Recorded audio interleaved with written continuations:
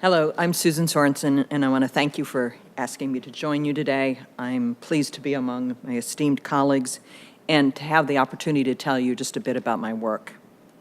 When you saw the title, you probably thought I was going to talk about homicide, okay? But I'm not. I'd be happy to address homicide or policies that are related to the topic of gun use against women in the Q&A period, but now I want to address something else. This panel is titled Research for the Real World. And when it comes to guns, the real world for women is not about death or even injury. It's about life, a certain kind of life. The criminal justice system, advocates, researchers, and policymakers need to expand the current focus on death to include life. And as a public health researcher, I know that survival is the essential basis of health. Okay. But it's not enough. Quality of life matters as well. And through collaborations, we can make a difference. Philadelphia, by the way, is a great way to collaborate and a great place to collaborate. So the work that I'm going to tell you about today comes from a collaboration with the Police Department of Philadelphia. This was work that was begun under Commissioner Charles Ramsey and Deputy Commissioners Nola Joyce and Pat Fox, and was completed under our current Commissioner, Richard Ross.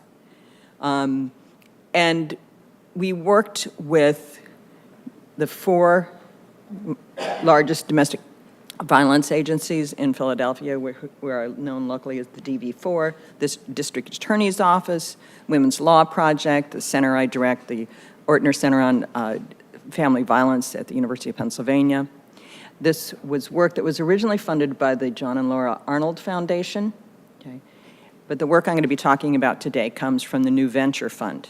Okay? So I'm going to back up just a bit to say that there was some concern that the form that officers used when responding to the scene of intimate partner violence was not necessarily capturing all the information that it might. And there was some concern in the department, oh, we don't want to change a form. We all know, being in a bureaucracy, what it's like to change a form. It's a major event. And so I thought, well, let me see if it's even a feasible thing. And so I did ride-alongs with police. I met with residents of the emergency shelter for battered women, trying to develop a 10-item checklist. We piloted it with officers in one district, and after it seemed like, well, maybe this could work, I handed it off to the department. Eventually, the form was, with input from a lot of people, was developed. It's a 2-page form, front and back, in like 4-point font. Okay, there's lots and lots of information on those 2 pages, and there's a department directive that requires responding officers to complete the form when when a victim is on the scene of intimate partner violence. So that was rolled out citywide. It's been in place for a few years now. And time is short today, so I will focus just on the top-line findings from that work. Okay. So in the year 2013 in Philadelphia, there were over 100,000 calls for assistance for domestic violence. As is common, some were bad addresses. With others, people were gone by the time the officers arrived. But once all of those are accounted for and all the other forms of domestic violence are removed, we ended up with 35,413 incidents of intimate partner violence. And in a great majority of those incidents, as you can see, there was no weapon at all, or the weapon was a body part, hands, fists, and feet. Okay. About 5% of the incidents involved an external weapon. So 2/3 of these external weapons were things like knives, bats, bricks, a wide range of other objects that were used as weapons. And 1/3 of these external weapons, only 1.6%, were guns. This is a small percentage, but it's a big number, and I'll return to that point at the end.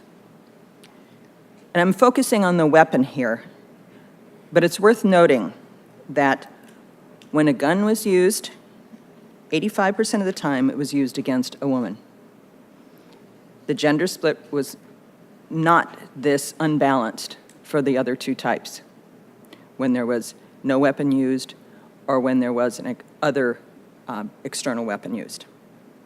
And how was the gun used? 2/3 of the time, it was used to threaten the person. 15% of the time, the person was shot or pistol whipped. And 18% of the time, there was another kind of type. Either it was stolen during an intimate partner violence incident, it was simply there, something like that. This is a key point.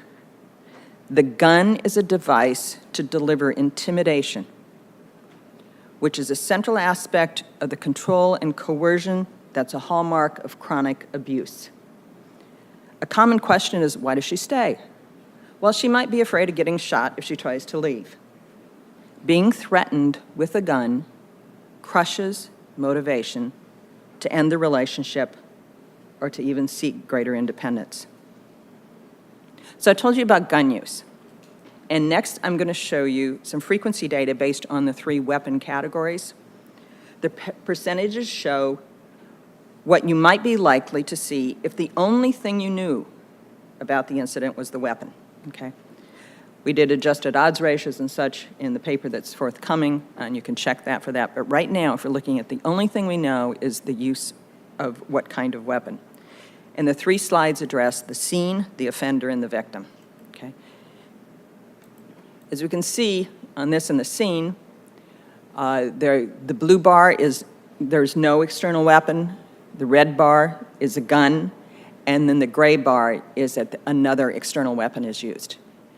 And we can see here that the furniture being in disarray, the property damage, being blood at the scene. In each case, lowest was when there was not an external weapon used, and highest when there was another external weapon used. So these are the things the officer saw when he or she arrived at the scene. One thing that was typically not at the scene, though, however, was the offender, okay? And as we can see, in both cases of no weapon or no external weapon or other external weapon, about half the time the offender had fled by the time the officers had arrived. However, when a gun was used, over 70% of the time, the offender had fled by the time the officers had arrived. Okay. So what did the offender do? Again, blue bar being no external weapon, red bar being gun, and the gray bar being another external weapon. We can see that in each case, almost each case at least, there is more likely to be any one of these types of behaviors: shoving, grabbing, pulling hair, slapping, punching, kicking, biting, and also strangling, if it was another kind of external weapon, not a gun. What was different, though, is they were much more likely to threaten if they were using a gun, and also it was more likely to involve a violation of a protection from abuse order or a restraining order. Okay. So what happened in terms of the victim? What did the officer see there? You can see, again, that same pattern. Lowest, if there's no external weapon, then gun, and then highest among other external non-gun weapon, with the 2 exceptions on the right side. If a gun was used, the person was much more likely to be frightened, substantially more likely to be frightened, and to be shaking. So injuries, the bars that are there on the 3rd and 4th from the right, are a key determinant of how the criminal justice system will proceed. But as you can see, those who are threatened with a gun are less likely to have injuries. What they are more likely is to be frightened. So a woman may choose to defend herself if he comes at her with his fist, or a bat, or a knife, but not have that sort of courage if he comes at her with a gun. And he has to expend some energy, okay, to work a bit, if you will, to hit her or to strangle her into unconsciousness. But if he's been drinking, he's angry, and all it takes is the pull of a trigger, she's scared, and she's wise to back down. So if you want to look at these and additional findings, such as the officer's behavior at the scene, I'll refer you to a paper that is going to be posted online in early September, just a couple of weeks from now. It'll be available for free at the journal's website, the Journal of Women's Health. So recommendations that I come from out of these data, there could be multiple recommendations, and I'll focus on 3 here. The first is that we must address the role of guns in women's lives as well as their deaths. Okay. You only have to threaten with a gun once. It creates a context of fear and intimidation, an environment that is not good for the woman or for the children in the home. Even a single hostile display of a gun can create realistic fear about the risk to herself and her children that might be associated with leaving. We know from prior research that risk of homicide is highest when the woman is ending the relationship, and a gun makes that fear all the more palpable. Next, it's advisable to document officer compliance with the gun laws. A number of states have laws in place that authorize and in some cases require officers to remove a gun at the scene of intimate partner violence under certain circumstances, and these vary by state to state.